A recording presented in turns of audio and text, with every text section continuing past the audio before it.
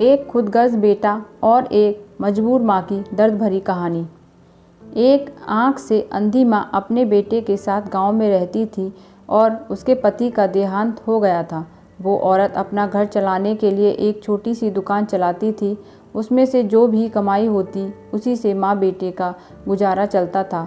एक आँख ना होने की वजह से उस औरत को काफ़ी कठिनाइयों का सामना करना पड़ता था, लेकिन वो इन सब चीज़ों से हार नहीं मानती थी और वह अपने बेटे को खूब पढ़ा लिखा कर बड़ा आदमी बनाना चाहती थी।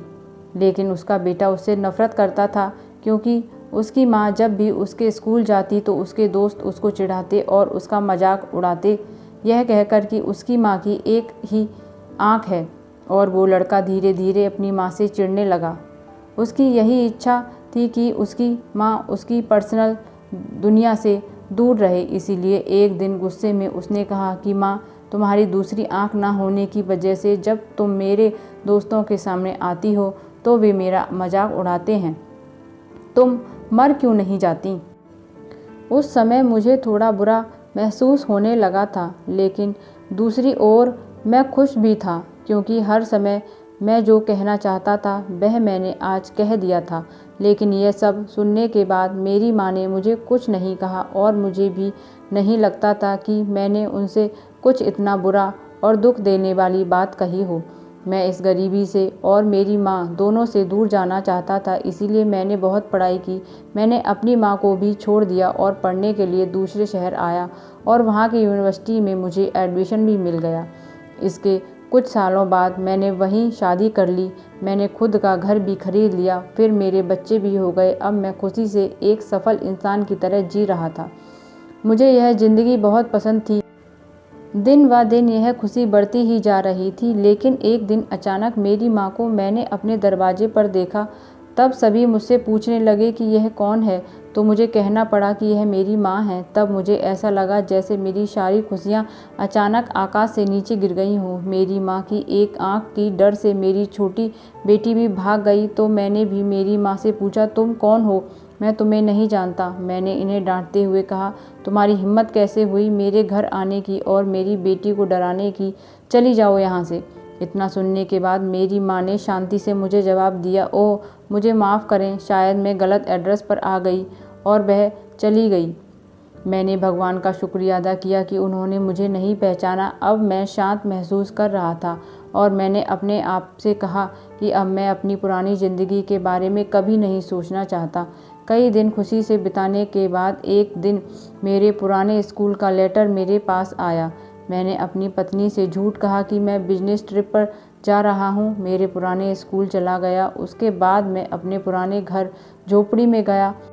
मैंने वहाँ पाया कि मेरी माँ ठंडी फर्श पर गिरी हुई थी। ये सब देखने के बाद भी मेरी आंखों से एक आंसू तक नहीं निकला।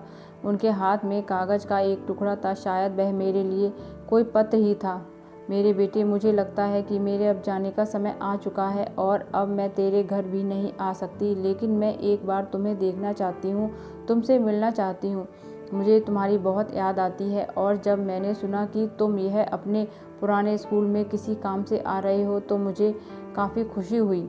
लेकिन मैंने निश्चय किया कि एक आँख होने की वजह से मैं तुम्हारे लिए स्कूल नहीं जाऊंगी और मैं नहीं चाहती थी कि मुझे देखकर तुम्हें घबराहट हो। तुम्हें याद होगा कि जब तुम बहुत छोटे थे तब तुम्हारा एक एक्सीडेंट हुआ था और तुमने अपनी एक आँख खो दी थी।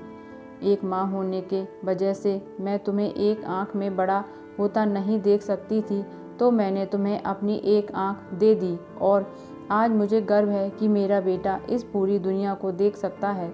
तुमने जो कुछ भी किया उससे मैं कभी दुखी नहीं हुई। जितनी भी बार तुमने गुस्सा किया, मैंने अपने आप से कहा कि शायद तुम इसीलिए डांटते हो क्योंकि तुम मुझसे बहुत प्यार करते हो।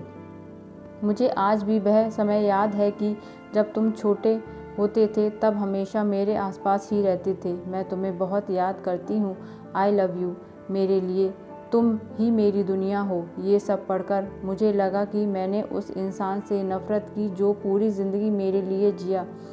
मुझे अपनी माँ के लिए रोना आ रहा था।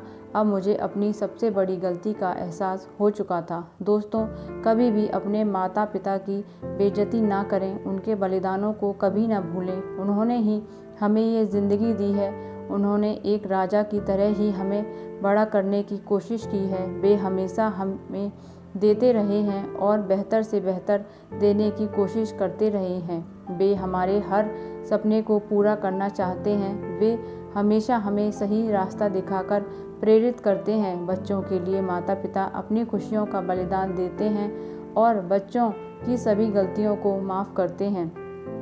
हमें हमेशा उनका सम्मान करना चाहिए और उन्हें प्यार करना चाहिए। तो दोस्तों, ये थी मेरी आज की कहानी। आशा करती हूँ कि आपको पसंद आई होगी, और अगर पसंद आई हो तो वीडियो को लाइक कीजिए और चैनल को सब्सक्राइब कीजिए।